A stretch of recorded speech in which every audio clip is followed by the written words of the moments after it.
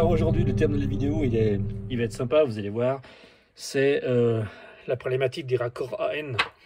Alors en fait, je vous explique pourquoi j'ai démonté mes raccords. Ça, c'est ma durite qui relie mon turbo au moteur. En fait, c'est l'alimentation en huile entre mon moteur et le turbo. Et puis, j'ai utilisé des raccords AN4. Je suis un grand fan des raccords AN, je trouve que ça marche très bien. Et ça, c'est des raccords AN que j'avais achetés sur un site chinois. Ou du moins, je pense que ce sont des produits chinois rebadgés ou revendus, pas savoir comment. Bref, c'était une marque no-name et je les ai utilisés. Alors, au montage, ça s'est bien passé. On peut les monter normalement, il n'y a pas de problème, je sais bien les faire. Mais malheureusement, au deuxième remontage, quand j'ai resserré donc ces raccords sur le turbo, il s'est passé un truc pas fun. Je ne sais pas si vous voyez ici, mais en fait, l'aluminium a simplement le coude, hein, vous voyez où se trouve le coude, a plié simplement comme une feuille de papier dès que j'ai mis un peu de pression pour serrer. Donc je me suis dit, ok, ces raccords à N, c'est de la M, je vais les remplacer et je vais acheter des raccords à N que je prends d'habitude chez Speedflow. Donc c'est la fabrication australienne, c'est vendu en Angleterre, et Speedflow fait des bons raccords à N. Alors je ne suis pas sponsorisé, hein, donc si jamais, juste pour vous dire ça. Mais surtout, je vais vous montrer un truc qui m'a fait froid dans le dos quand j'ai démonté mes raccords AN Chinese sur ces tubes. C'est l'intérieur. Alors, je ne sais pas si on voit bien. Voilà.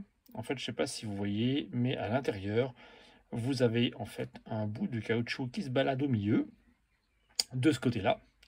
Donc en fait, c'est un bout de caoutchouc qui a été découpé pendant le montage du raccord AN. Et ce bout de caoutchouc, en fait, il est retenu d'un côté par le tuyau, mais en fait, il se balade au milieu du tuyau, au milieu du trou. Ça, c'est pour un côté. Mais pour l'autre, alors pour l'autre, c'est encore pire. Alors là, malheureusement, on ne voit pas très bien.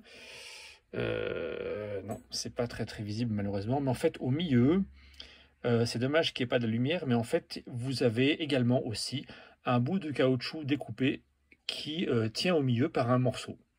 Donc en fait, techniquement, mon raccord AN, il fonctionne. L'huile passe. Alors, ce n'est pas les 2 barres de pression ou 3 barres de pression qui vont être gênées par ce petit bout de caoutchouc. C'est pas ça qui va réduire le flow. Par contre, si ce morceau de caoutchouc part, il va où?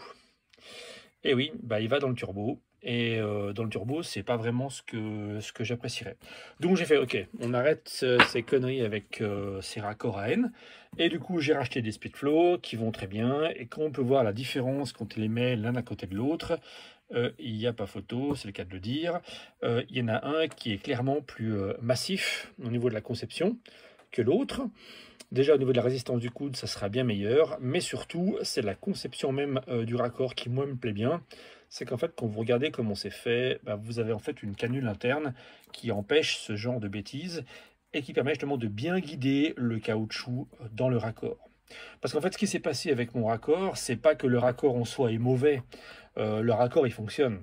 C'est juste que le guidage du tuyau à l'intérieur n'est pas très bon. En fait, il n'est pas aidé du tout. Du coup, le tuyau se met un peu comme il peut. Et puis, quand vous serrez donc l'écrou qui est ici, en fait, qui bloque la durite sur le raccord, et bien en fait, ça poinçonne complètement le caoutchouc. Voilà, avec ça, l'avantage, c'est que j'aurai un raccord qui sera sans histoire et puis fera le job correctement.